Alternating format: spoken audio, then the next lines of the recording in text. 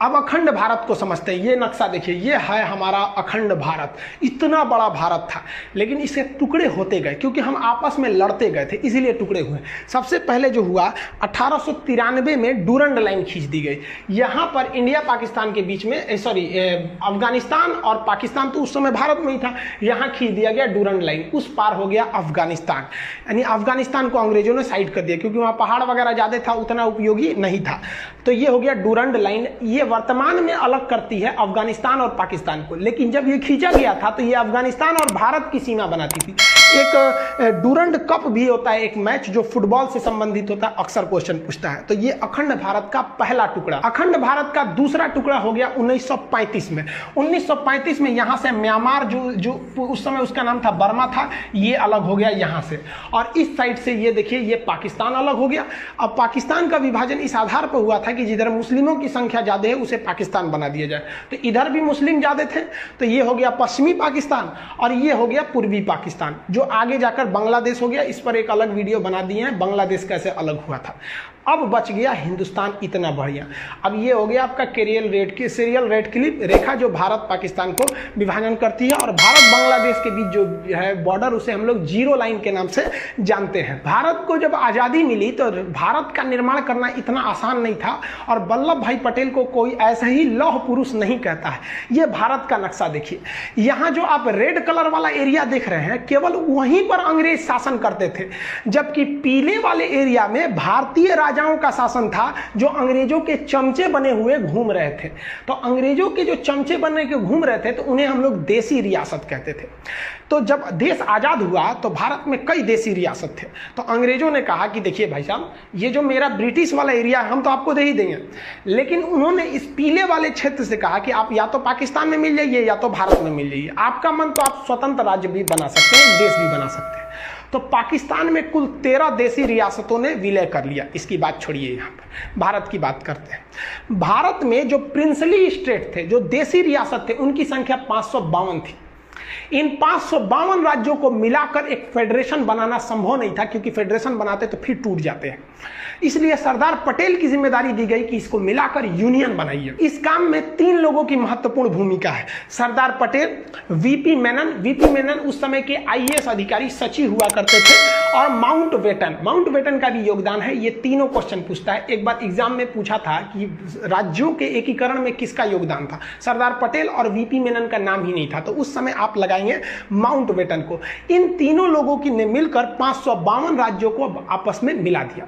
लेकिन 3 राज्य ससुरे बड़ी मनबड़ था सब। अब वो 3 राज्य कौन कौन से, तो भाई एक हैदराबाद, यहाँ देखिए, ये जो देख रहे हैं ना, ये पहले एक स्टेट हुआ करता था हैदराबाद। आज भले एक शहर है, एक स्टेट हुआ करता था। हैदराबाद के राजा का अलग ही डिमांड था, उनको अलग राज्य चाहिए था। अरे भाई साहब, भाई ये अलग देश कहाँ बनाएंगे बिचुआ में से, यहाँ से अलग देश के लिए। लेकिन यहाँ पर अराजकता फैल गई, मारपीट बहुत होने लगा। तो सरदार पटेल ने चारों ओर से पुलिस भेज दिया। चारों ओर से वो आर्मी थी, पुलिस की वर्दी में गई थी, जिसका नाम दिया गया ऑपरेशन पोलो। ऑपरेशन पोलो के तहत हैदराबाद को भारत में मिला दिया गया। इनके स्वतंत्र देश का सपना हमेशा के लिए टूट गया यहाँ पर। तो ये ऑपरेशन पोलो सफल हुआ। दूसरा ये वाला राज्य था जूनागढ़। जूनागढ़ क्या था कि जूनागढ़ की जनसंख्या जो थी, अधिकतर जनसंख्या हिंदू थी, लेकिन वहां के राजा जो थे वो मुस्लिम थे। तो जूनागढ़ ने कहा कि नहीं भाई, हम पाकिस्तान में जाना चाहते हैं। अरे भाई साहब, तू यहां से पाकिस्तान में कैसे जाएगा। तो सरदार पटेल ने जूनागढ़ में रेफरेंडम करा दिया, जनमत संग्रह। वहां के लोगों से पूछा आप कहां रहना चाहते हैं। ज्यादातर लोगों ने कहा हिंदुस्तान में रहना चाहते हैं। बस जैसे हिंदुस्तान में रहना चाहते हैं, ये वाला भी मैटर सॉल्व हो गया। लेकिन अलग मैटर हो गया जम्मू कश्मीर के साथ। जम्मू कश्मीर की सिचुएशन थोड़ी अलग थी। यहाँ जनता ज्यादातर मुस्लिम थी, लेकिन राजा हिंदू थे, राजा हरि सिंह। और राजा हरि सिंह ने अलग टाइप का डिसीजन ले लिया। उन्होंने कहा कि ना हम भारत में मिलेंगे और ना ही हम पाकिस्तान में मिलेंगे, हम एक अलग देश बनाएंगे। तो अंग्रेजों ने तो खुली छूट दी थी कि भाई जिन्हें अपना देश बनाना है बना ले। तो भारत ने कुछ नहीं किया, और लेकिन पाकिस्तान ने ना वहां से दगाबाजी किया। पाकिस्तान आतंकवादियों को घुसा दिया इस एरिया में, धड़ाधड़ यहाँ आतंकवादियों का पूरा घुस गया सब। इतना एरिया में आतंकवादी पूरा घुस गए थे सब। अब राजा हरि सिंह को लग गया कि अगर हम अपना देश बनाने के लिए चलेंगे ना तो मेरा परिवार भी नहीं बचेगा। तो भागे भागे आए नेहरू जी के पास, है नेहरू जी बचा लीजिए, हमको पाकिस्तान मार रहा है। तो नेहरू जी कहा हाँ एकदम बचा लेंगे हम। सरदार पटेल जी देखिए तो बचाइए इनको। तो सरदार पटेल कहे छोड़ दीजिए ओकरा, बड़का होशियार बनते थे, अलगे देश बनाएंगे, जो देश बनाओ, हमरा कौन चीज घटल है कि हम तोरा बचाने आएंगे, काहे लिए बचाएंगे। तो हरि सिंह ने कहा कि महाराज पटेल जी बचा लीजिए। तो सरदार पटेल ने कहा कि 21 शर्त पे बचीबो, पहले तुम साइन करो किस पर, एनेक्सेशन पर। तो उसने साइन किया इंस्ट्रूमेंटल ऑफ एक्सेशन, मतलब विलय पत्र पर साइन किया 26 अक्टूबर 1947 को कि हम अब भारत में मिल रहे हैं। तो सरदार पटेल ने कहा ई न होशियारी हुआ, अब हम सेना भेजते हैं। तब यहां से भारत में सेना भेजा गया और भारत की सेना उनको खदेड़ दिया यहां पर। और भारतीय सेना उस समय बहुत ही बहादुरी से लड़ी थी, और वो क्योंकि अंग्रेज हमें अंधेरी गली के मुहाने पे छोड़ के चले गए थे और स्टार्टिंग में युद्ध झेलना पड़ गया था। और इस वक्त में नौशेरा में पाकिस्तानी फौज बहुत बहादुरी से लड़ रही थी, वो सब बहुत खतरनाक लड़ रहे थे। तो भारत के ब्रिगेडियर थे उस समय ब्रिगेडियर उस्मानी ने कहा कि जब तक हम पाकिस्तानियों को खदेड़ नहीं देते तब तक हम जमीन पे सोएंगे, इसलिए उन्हें नौशेरा का शेर कहा जाता था। और इनके बदौलत बहुत पूरे भारतीय सैनिक की बहादुरी के बदौलत यहां लड़े। और यही वाला एरिया जब तक भारतीय सेना पहुंचे पाकिस्तान कब्जा कर चुका था, जिसे आज भी हम पीओके के नाम से जानते हैं। और यही सीज फायर बन गया और कश्मीर भी भारत का एक अंग बन गया। सरदार पटेल, वीपी मेनन और लॉर्ड माउंटबेटन ने मिलकर 552 देशी रियासतों को तो मिला दिया, लेकिन चौपट कर दिया कब, जब भारत का संविधान लागू हुआ 1950। 1950 में भारतीय राज्यों को 4 कैटेगरी में बांट दिया गया, इस टाइप में बांटा गया, ABCD टाइप में बांट दिया गया। ए में किसे रखा गया, वह एरिया जहां पर अंग्रेजों का शासन था। बी में रखा गया वह एरिया जहां देशी रियासतों का शासन था। सी में रखा गया वह एरिया जहां वह बड़े शहर जहां अंग्रेज न केवल उस शहर पर कब्जा कर रहे थे, जैसे अजमेर के अगल बगल में नहीं किए थे, मेन सिटी अजमेर, भोपाल, इस सब टाइप में, तो उसे कमिश्नरी स्टेट कहा गया, उसे सी टाइप में रखा गया था। और डी में तो यूनियन टेरिटरी, जिसमें केवल आपका अंडमान निकोबार था।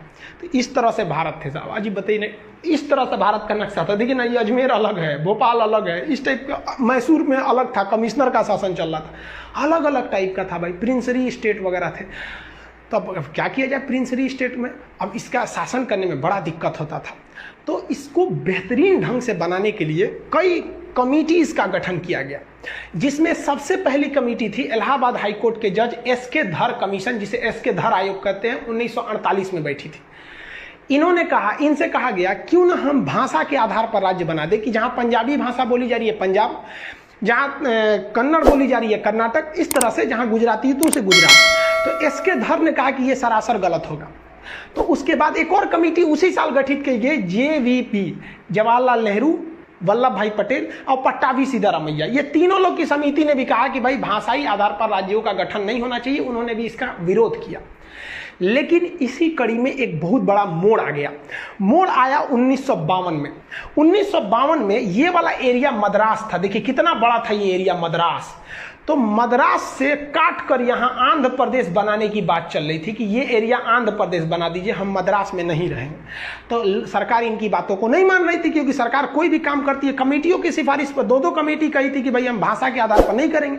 लेकिन पेट्टू श्री रामुलु नाम का एक व्यक्ति था जिसने कहा कि हम मद्रास में नहीं रहेंगे, क्योंकि मद्रास के निचले भाषा में तमिल भाषा बोली जा रही है और हम तेलुगु बोलने वाले हैं, हमें आंध्र प्रदेश चाहिए। नेहरू ने कहा नहीं देंगे। तो ये भूख हड़ताल पर बैठ गया।